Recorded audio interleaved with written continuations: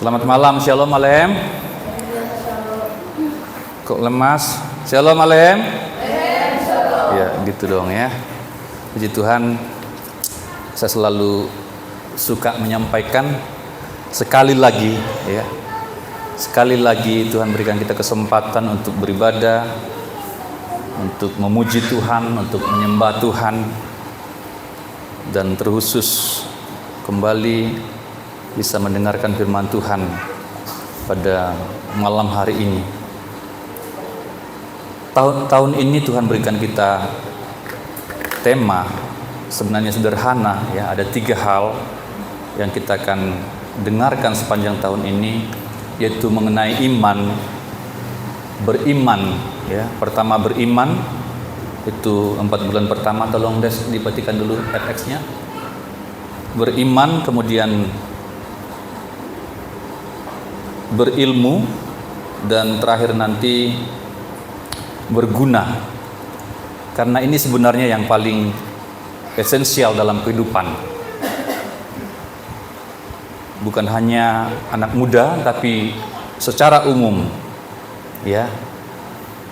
3 hal ini sebenarnya yang merupakan esensi kehidupan, yaitu beriman, kemudian berilmu atau berpengetahuan, dan kemudian berguna. Dan beriman itu yang pertama kita coba telusuri, karena ini merupakan yang terpenting. Beriman, karena iman inilah yang akan menghubungkan kita dengan Tuhan. Orang yang beriman berarti orang yang percaya kepada Tuhan. Orang beriman berarti orang yang beribadah kepada Tuhan. Orang yang beriman berarti orang yang takut akan Tuhan. Ini iman ini yang akan menghubungkan kita kepada Tuhan yang luar biasa. Karena suatu kali pengetahuan kita akan mengalami jalan buntu, akan masuk pada jalan buntu. Artinya dalam satu kali pengetahuan itu tidak dapat kita gunakan karena pengetahuan kita sangat terbatas. Kemudian juga pengalaman kita juga satu kali tidak dapat kita gunakan ya. Kita mentok di sana karena mungkin ada sesuatu hal dalam kehidupan yang akan kita hadapi yang belum pernah kita alami, dan kita tanya teman-teman belum juga pernah mengalami sedemikian ya. Dan mungkin juga satu kali kita bisa mengalami keletihan ya, capek, bosan dalam hidup ya. Kita tidak kuat untuk menjalani kehidupan. Nah, di saat itulah perlu sekali seseorang beriman. Ketika pengetahuan tidak bisa menolong, ketika pengalaman tidak bisa menolong dia, ketika dia tidak kuat lagi, ketika hartanya atau uangnya tidak bisa menolong dia ya, disitulah manusia itu membutuhkan iman. Sebab kalau tidak ada iman, pada masa-masa seperti itu seringkali manusia itu akan mengakhiri hidupnya, bahkan paling tragis ya, bisa manusia itu bunuh diri. Bukan karena dia tidak pintar, bukan karena dia kurang duit, bukan karena dia kurang cantik dan sebagainya. Tetapi ada hal-hal dalam hidup ini yang tidak dapat kita pecahkan. Itu sebabnya perlu sekali kita menjadi orang yang beriman dengan sungguh-sungguh kepada Tuhan ya. Beriman ya. Sangat baik saudara pintar, sangat baik saudara kaya, sangat baik saudara punya keahlian, punya pengalaman yang banyak, sangat baik saudara cantik, sangat baik saudara punya banyak koneksi, banyak teman, dari orang-orang penting sampai orang-orang biasa, saudara punya teman banyak, itu sangat baik. Tetapi saya katakan bahwa iman itu adalah yang paling utama, karena iman ini menghubungkan kita dengan Tuhan. Tanpa iman berarti kita tanpa Tuhan. Tanpa iman berarti kita tanpa Kristus. Suatu saat, sekali lagi saya katakan, semua yang kita miliki tidak dapat kita andalkan, teman-teman. Kita hanya akan berharap kepada Tuhan, hanya butuh pertolongan Tuhan. Sehingga ketika orang tidak memiliki Tuhan, tidak memiliki iman, maka itu seringkali manusia itu jatuh. Ya, manusia mengambil jalan pintas yang sebenarnya bukan penyelesaian, karena setelah kehidupan ini masih ada pertanggungjawaban yang akan dilakukan oleh setiap orang. Setiap kita manusia, makhluk ciptaan Tuhan, percaya atau tidak percaya selama di dunia ini, suatu kali kelak akan menghadapi tahta pengadilan Kristus. Di sana manusia akan mempertanggungjawabkan semua kehidupannya. Sekali lagi, kita butuh iman. Ya, jadi kita akan belajar tentang iman sampai bulan depan, bulan 4 atau April. Kita hayati bersama-sama siapapun yang berbicara di tempat ini, supaya iman kita ini semakin hari semakin meningkat. Ya, karena iman ini juga yang seringkali digoncangkan, seringkali diganggu oleh sekitar kita pada hari-hari ini. Mari kita langsung saja kita buka kitab kita, Roma pasal yang ke-10. Pada malam hari ini saya ambil tema, atau saya membuat tema Process of Faith, ya, proses iman. Roma pasal 10 ayat 16 sampai 19, ya. Kita akan baca secara responsor, ya. Saya akan baca ayat yang genap, teman-teman bacakan ayat yang ganjil. Roma 10 ayat 16 sampai 19. Yang sudah ketemu katakan amin. Ya, kita baca dengan suara terbaik kita. Tetapi tidak semua orang telah menerima kabar baik itu. Yesaya sendiri berkata, Tuhan, siapakah yang percaya kepada pemberitaan kami?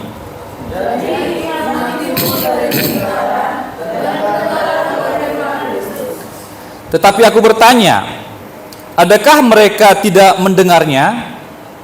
Memang mereka telah mendengarnya. Suara mereka sampai ke seluruh dunia, dan perkataan mereka sampai ke ujung bumi. Tetapi aku bertanya, adakah Israel yang menanggapnya? Perkataan Musa berkata, aku menjadikan kamu cemburu terhadap orang-orang yang bukan umat, dan memberikan amarahku terhadap bangsa yang baru. Iya, teman-teman, jika kita serius dengan iman kita, maka kita pasti merindukan iman kita itu bertambah. Kita pasti mau supaya iman kita itu bertumbuh. Ya. Kita ingin agar iman kita meningkat. Kita mau dan berharap supaya iman kita semakin hari semakin kuat. Kalau kita serius dengan kekristenan kita serius dengan iman kita, maka hal-hal ini akan kita rindukan, teman-teman. Kita tidak mau kita sama saja. Beberapa tahun yang lalu, 10 tahun yang lalu, ya 5 tahun yang lalu, sama saja. Tapi kita pasti merindukan ada peningkatan. Sama dengan kita ketika bersekolah, ya, ketika menempuh pendidikan, itu peningkatan-peningkatan. Dari SD ke SMP itu peningkatan, dari SMP ke SMA, SMU itu peningkatan, dari SMU ke jenjang S1, ya, itu peningkatan. Ilmu kita bertambah. Ya. Pasti. Ya.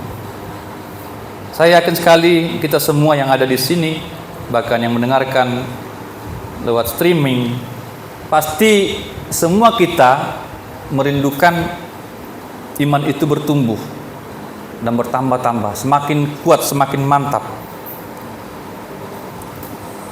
Nah, ayat kunci dari Yang kita baca tadi, yang saya sebutkan sebagai proses iman, itu sebenarnya ada di ayat 17. Coba Desi bantu saya. Demikian firman Tuhan. Ya. Jadi iman timbul dari pendengaran, Iya. dan pendengaran oleh firman Kristus. Iya, ini dia. Jadi iman timbul dari pendengaran, dan pendengaran akan firman Kristus.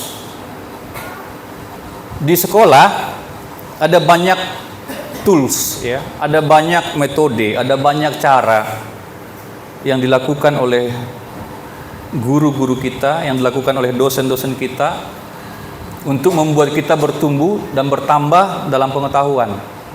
Ada banyak cara yang mereka gunakan supaya para murid atau peserta didik itu bisa meningkat dalam akademis, dalam kognitif mereka. Ya. Cara A, B, C, D, sampai dipelajari juga psikologis anak itu. Mungkin dengan si A begini, dengan si B begitu. Ya. Untuk memastikan supaya anak itu beroleh peningkatan dalam bidang akademis. Karena kalau tidak bisa tinggal kelas. Ya. Kalau tinggal kelas terus, kelas 1 2 tahun, ya. Kelas 2 2 tahun, 6 kali 2 12 tahun. Ya. 12 tahun tambah 7 berapa? 12 tambah 7 berapa, Des? 19. Jadi untuk SD saja 19 tahun, ya. Kalau dia gak lulus terus, ya. Harus 2 tahun dalam menempuh dalam menjalani satu kelas, ya. Dikali 2 19 tahun. Harusnya sudah tamat SMA, dia masih aja baru tamat SD, ya. Ya, pasti semua gelisah, pasti semua akan menertawakan anak ini. Puji Tuhan, ya, di sini semua kamu dari remaja ini orang-orang pintar, cerdas-cerdas, ya. Nggak ada yang pernah tinggal kelas, ya. Nggak ada, ya. Semua lulus dengan normal. Tapi ada teman saya dulu memang seperti itu. Tiap kali kenaikan kelas dia tinggal kelas terus. Teman-temannya sudah SMP, dia masih SD. Kasihan sekali. Itu yang jasmani. Itu yang jasmani. Dan demikian juga yang rohani, yaitu soal iman. Sekali lagi, kalau kita serius sebagai orang Kristen, serius sebagai orang beriman, maka sama dengan yang tadi, sama dengan yang sekolah tadi, ya, kita juga mau meningkat dalam iman. Kita tidak mungkin ada orang yang mau tinggal kelas, tidak mungkin orang mau lama-lama di kuliah, ya. Harusnya ditempuh 4 tahun, dia sampai 8 tahun. Tidak mungkin orang normal, ya. Kecuali mungkin ada sesuatu, ada tugas-tugas yang memang tidak bisa dihindarkan. Tapi secara normal itu tidak mungkin seseorang itu mau seperti itu, ya. Demikian juga iman ini, teman-teman. Kita harus meningkat. Jadi ada proses dari iman ini yang harus kita perhatikan pada malam hari ini. Langsung saja, yang pertama adalah mendengar. Katakan mendengar. Iya. Tadi saya katakan dalam pendidikan kita ada banyak cara-cara, ya. Ada banyak metode yang digunakan supaya siswa atau mahasiswa itu bisa menangkap pelajaran sehingga dia bisa mengikuti dengan baik. Ada banyak cara. Ya. Tetapi dalam hal iman ini sederhana saja, yaitu mendengar. Mendengar adalah hal pertama. Ada langkah pertama dari proses iman ini. Mendengar adalah proses awal dari iman. Apa yang harus didengar supaya kita beriman? Yang harus didengar adalah kabar baik, ya. Kabar baik. Coba Desi bantu. Kenapa ini ya macam-macam, ya? Kabar baik ayat 16. Desi silakan. Tetapi tidak semua orang yang Tetapi tidak semua orang telah menerima kabar baik. Iya. Yesaya sendiri berkata, Tuhan, siapakah yang percaya kepada perkataan kami? Iya. Kabar baik itu yang harus didengar. Kabar baik yang dimaksud di sini merujuk kepada Injil. Injil itu disebut kabar baik. Injil itu disebut good news, ya. Kabar baik. Kabar baik. Namun pada saat ini, ya, dunia ini sudah terbalik.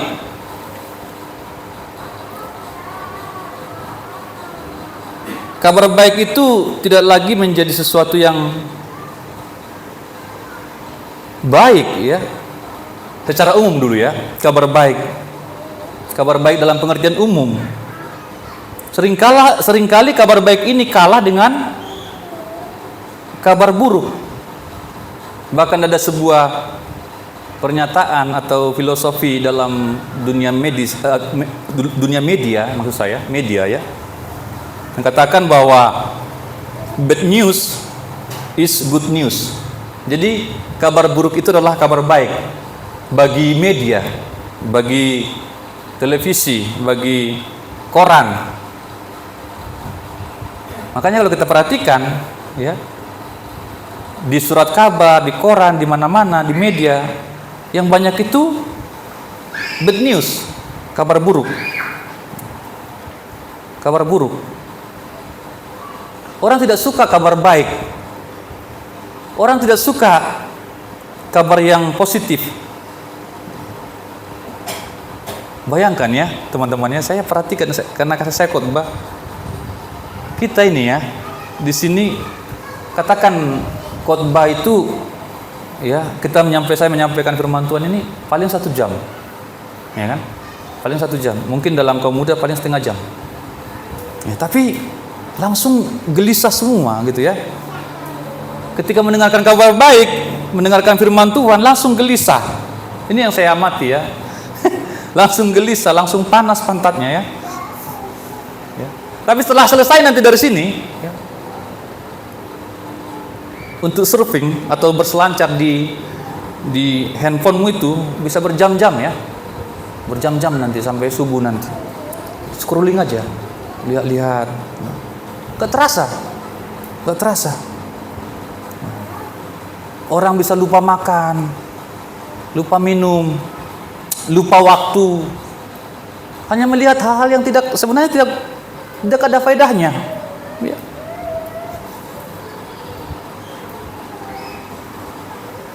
Zaman ini menyedihkan sekali. Kabar buruk itu menjadi hal yang lebih diminati, ya.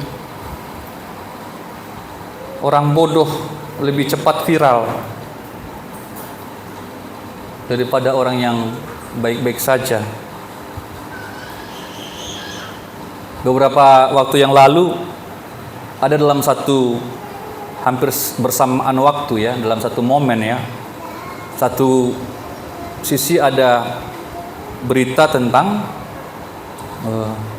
saya pikir gak ada faedahnya lah, ya. Saudara nonton kemarin Fajar Set Boy,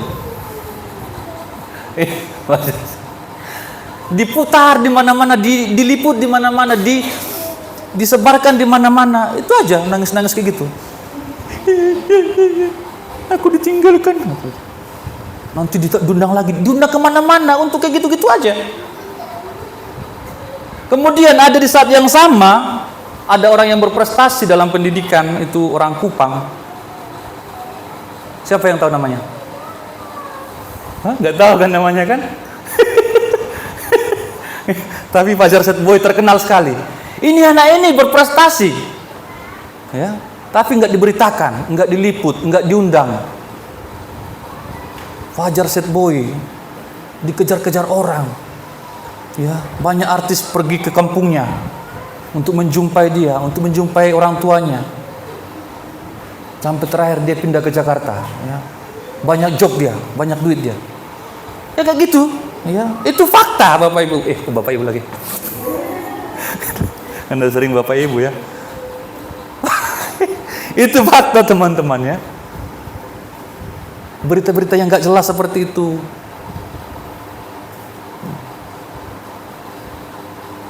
Berita bohong suka disebarkan kemana-mana. Itu yang terjadi ya, berita bohong disebarkan, diteruskan. Tapi kalau datang renungan-renungan, kita benci ya, renungan firman Tuhan atau firman Tuhan, ayat firman Tuhan, kita nggak senang. Tapi berita-berita bohong kita sebarkan kemana-mana.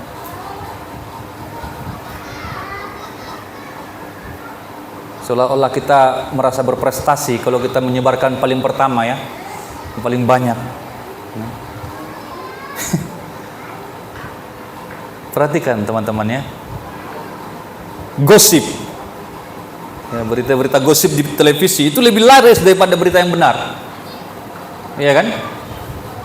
Pergosipan, artis ini cerai dengan artis itu, ini berkelahi dengan itu ya, berita-berita semacam itu paling laris, digoreng terus hari-hari terus. Itu bisa satu berita bolak-balik sampai seminggu, satu berita, satu subjek berita ya, untuk hal seperti itu, hal-hal yang buruk seperti itu, perceraian, perselingkuhan, narkoba. Perhatikan teman-temannya, di perfilman juga begitu. Film horor lebih laris ya daripada film-film pendidikan ya, film setan-setan, kuntilanak. Itu yang paling laris daripada film-film yang mengedukasi. Semua yang busuk terjual laris ya.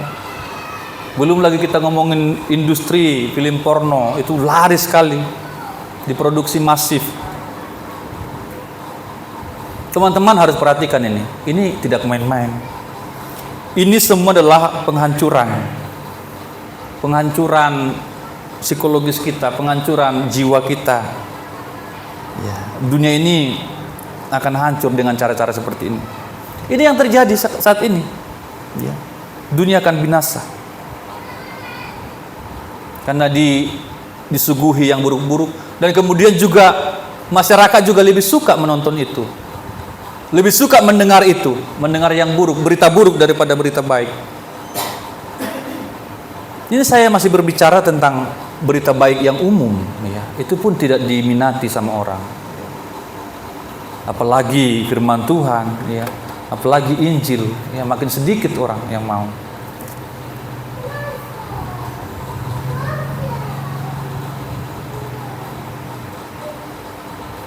Saya katakan tadi, sudah waktunya cuma sekian ya, kita ibadah cuma 30 menit saja kita mendengarkan firman Tuhan. Itu pun kita masih melakukan yang lain-lain kan. Di tengah-tengah firman Tuhan juga orang masih main games, orang masih melakukan yang padahal cuma minim sekali ya, minim sekali. Itu fakta teman-teman ya. Sementara dari sinilah kita sebenarnya memperoleh iman tadi. Ketika kita mendengar seperti ini. Tapi kalau kita mendengar tidak dengan baik, malahan kita mendengar berita-berita buruk itu dengan lebih baik, menyimak sekali ya. Kalau ada orang tetangga kelahi, langsung telinga kita gini ya. Ngomong apa bapak itu ya? Oh udah kelahi. Pokoknya itu sekali telinga kita pasang tajam-tajam. Yang tidak ada urusannya dengan kita ya, kita dengarkan itu sampai detil. Coba firman Tuhan ya.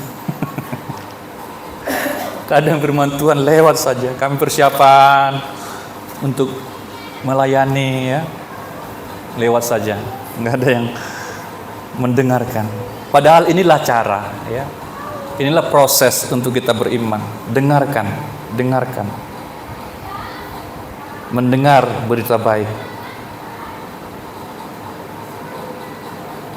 Dan berita baik itu adalah firman, coba dikatakan dalam ayat berikutnya, itu adalah firman Kristus ya.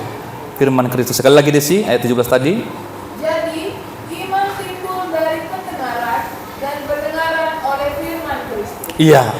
Semula tadi masih disebutkan berita, tetapi berikutnya di ayat 17 ini dia menjadi merujuk kepada pribadi Kristus, firman Kristus, ya.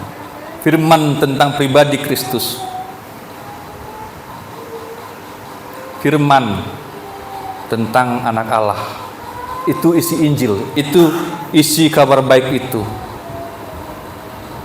Itu yang harus kita dengarkan. Itu yang harus kita dengarkan. Firman Kristus. Firman tentang Kristus yang dikhotbahkan, yang diberitakan. Firman tentang Kristus yang disampaikan seperti malam hari ini. Ini harus kita dengarkan. Karena kita sedang didesain pada saat ini. Kalau kita tidak waspada, iman kita ini bisa goyang. Karena apa yang kita dengarkan itu akan mempengaruhi kita. Sama dengan makanan, ya teman-teman ya. Apa yang kita makan, kalau makanan sehat ya buat kita sehat. Kalau makanan racun ya buat kita sakit. Sama dengan yang kita dengarkan juga. Kalau itu adalah berita yang baik, kabar yang baik, itu akan membuat iman kita sehat. Tetapi kalau yang kita dengarkan adalah berita-berita yang tidak benar, berita bohong, hal-hal yang kotor, hal-hal yang busuk, ya. Saya lihat itu ya, banyak sekali YouTube itu sekarang bicaranya pun ya, aduh, kotor-kotor semua. Tapi itulah yang digandrungi anak-anak muda. Ya, bahasa-bahasa seperti itu. Ya, itu kita akan rusak, teman-teman. Saya yakinkan saudara, kalau saudara suka yang kayak gitu-gitu, ya pasti akan terbawa-bawa nanti. Itu akan merasuk di pikiran, merasuk di hatimu. Bahasa-bahasa seperti itu. Kamu pikir kamu gaul dengan bahasa-bahasa seperti itu, tapi itu akan merusakmu.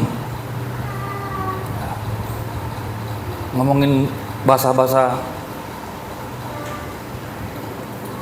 fauna, ya, flora bunga ya, fauna yang bergerak, ya, itu kan sapaan akrabnya saat ini.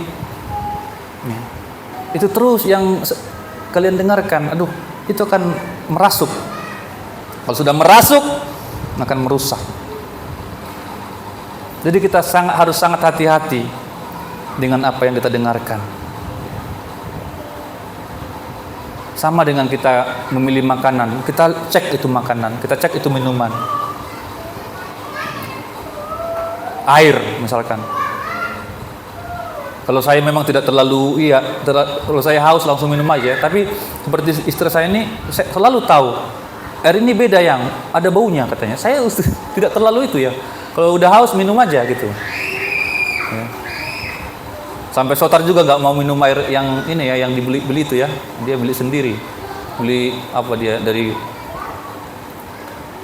market ya. Beli Sanford lah atau yang lainnya. Karena mungkin ada baunya. Itu kita perhatikan kesehatan kita. Itu sesuatu yang baik karena berhubungan dengan kesehatan kita. Untuk minuman kita, makanan kita, tidak mungkin mau sembarangan kan. Tetapi kenapa untuk yang berhubungan dengan jiwa kita, pikiran kita sembarangan mendengarkan? Ya. Termasuk juga teman-teman musik ya. Kita harus hati-hati. Karena banyak juga musik itu ada muatan-muatan yang tidak beres di sana.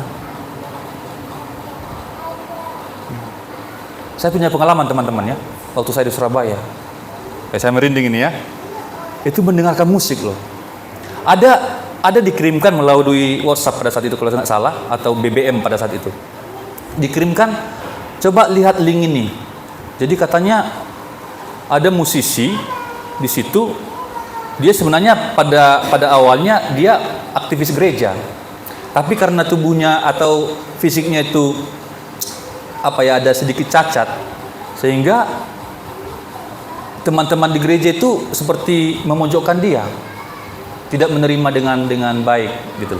Akhirnya dia kecewa dengan gereja, dia kecewa dengan teman-temannya itu, akhirnya kecewa dengan Yesus, sehingga dia ini menjadi rocker ya, pemain musik rock, dan membuat lirik-lirik yang menghujat Tuhan. Nah itu yang saya dengarkan waktu itu. Ketika saya klik itu linknya itu, saya benar-benar seperti dirasuk gitu ya. Saya waktu itu sampai didoakan oleh teman saya, tolong doakan saya. Seperti saya saya seperti dibawa ke suatu hal-hal yang tidak benar ya. Dalam psikologis saya pun susah menjelaskan teman-teman. Nah, itu dia pengaruh musik. Karena dia mungkin melakukan itu, mempersembahkan itu untuk sesuatu yang tidak benar atau untuk menghujat, sehingga musiknya itu mempengaruhi jiwa. Hati-hati dengan musik teman-teman ya. Jangan sembarangan dengarkan musik. Karena itu akan mempengaruhi apa yang kita dengarkan, akan mempengaruhi kita. Di sini pertama mendengar itu adalah proses iman. Perhatikan cara mendengar. Tapi jelas di sini yang dimaksud adalah mendengarkan firman Tuhan. Ya, mendengarkan firman Tuhan itu adalah proses untuk kita beriman. Coba satu lagi, Desi, Lukas 8. Lukas 8. Mendengar. Ketika firman Tuhan diperdengarkan atau disampaikan seperti ini, perhatikan cara mau mendengar, dikatakan firman Tuhan. Coba 8 ayat 18. Demikian firman Tuhan. Karena itu perhatikanlah cara kamu mendengar. Iya. Karena siapa yang mempunyai, kepadanya akan diberi. Iya. Tetapi siapa yang tidak mempunyai, daripadanya akan diambil juga apa yang dia anggap ada padanya. Iya. Jadi ini nanti kalau kita benar-benar memperhatikan cara kita mendengar, artinya mendengar dengan cara yang tepat, maka kita akan ditambahkan, iman kita akan ditambahkan. Amin teman-teman. Iya. Harus sungguh-sungguh kita memperhatikan cara kita mendengarkan firman Tuhan, ya. Jangan sembarangan, kita harus serius. Yang kedua, bantu. Menanggapi. Katakan bersama-sama, menanggapi. 1 2 3. Iya, tadi mendengar pertama, proses kedua adalah menanggapi. Setelah mendengarkan kabar baik itu, proses berikutnya adalah merespons atau menanggapi. Seseorang tidak cukup mendengar, ya. Seseorang tidak cukup mendengar, tetapi dia harus menanggapi. Iman belum timbul jika kita hanya mendengarkan firman Tuhan. Iman tidak akan timbul hanya kita mengetahui firman Tuhan. Ada 2 cara yang saya catat di sini bagaimana menanggapi firman Tuhan. Pertama adalah menerima firman, ya, menerima firman itu. Menerima di sini berarti percaya. Ya. Apa yang saudara dengar, saudara percaya itu, ya. Ketika disampaikan firman Tuhan, percayalah. Dengarkan, percaya, dan taat. Yang kedua adalah menolak firman. Ini cara yang kedua, cara menanggapi yang kedua, menolak. Menolak berarti tidak menerima. Ya. Kita semua ada di sini saat ini, ya. Mungkin belasan orang ini. Kita sama-sama mendengar, tetapi mungkin ada yang menerima, ya, yang pertama tadi menerima, ada yang menolak, dan saya tidak tahu siapa yang menerima firman ini dan siapa yang menolak. Tidak semua orang menerima kabar baik yang mereka dengar. Kebanyakan dari mereka justru tetap tidak percaya dan tetap tidak taat. Sekali lagi, Injil ini diberitakan kepada kita bukan hanya supaya kita tahu, tetapi supaya kita percaya dan supaya kita taati. Ya, kita taati. Harus kita percayai dan kita taati. Ini juga menjadi keluhan dari Nabi Yesaya ketika dia diminta oleh Tuhan sebagai hamba Tuhan untuk memberitakan firman Tuhan kepada umat Israel pada zamannya. Coba Desi bantu pembacaannya dalam Yesaya, ya. Yesaya pasal 53.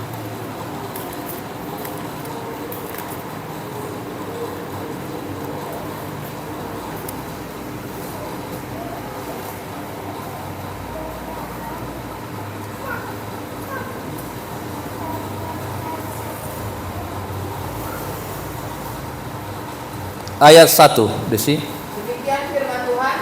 Siapakah yang percaya kepada berita yang kami dengar? Iya.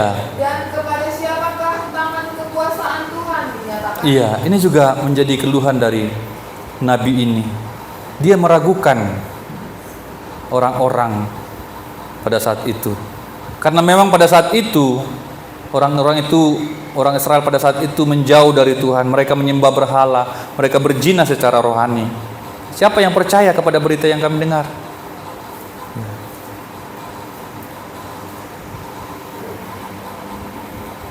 Berita yang benar ditolak. Saya sampaikan tadi, justru berita yang salah yang diterima. Mengapa orang menolak? Ini kan menolak yang kedua ya. Mengapa orang menolak? Mengapa orang menolak kabar baik? Mengapa orang menolak firman Tuhan? Mengapa orang menolak Injil? Saya catat di sini teman-teman, orang menolak Injil adalah karena kekerasan hati. Iya. Orang menolak Injil karena kekerasan hati. Orang menolak Injil karena ia bebal. Jadi ini saudara ya, hati-hati ya. Kita yang menolak firman Tuhan ini karena kekerasan hati. Karena kekerasan hati. Coba Roma lagi ya, kita ke Roma lagi.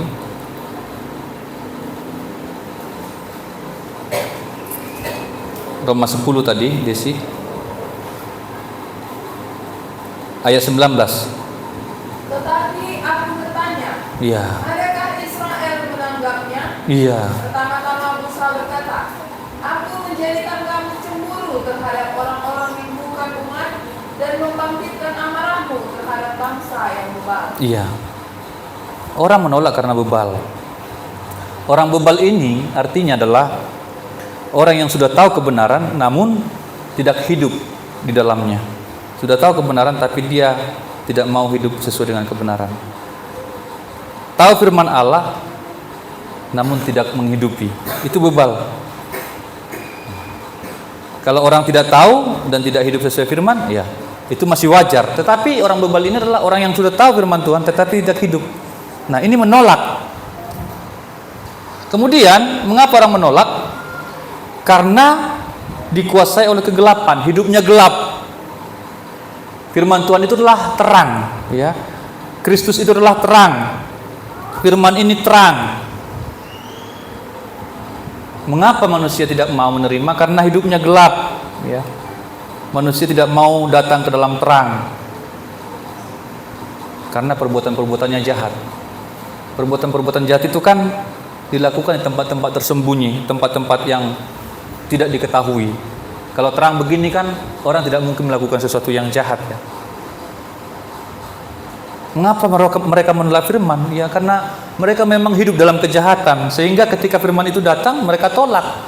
Karena firman itu menerangi, mengungkapkan kejahatan mereka. Karena tuntutannya nanti adalah taat. Ya. Taat. Prosesnya ya. Menolak karena keras hati, hatinya keras. Menolak karena bebal,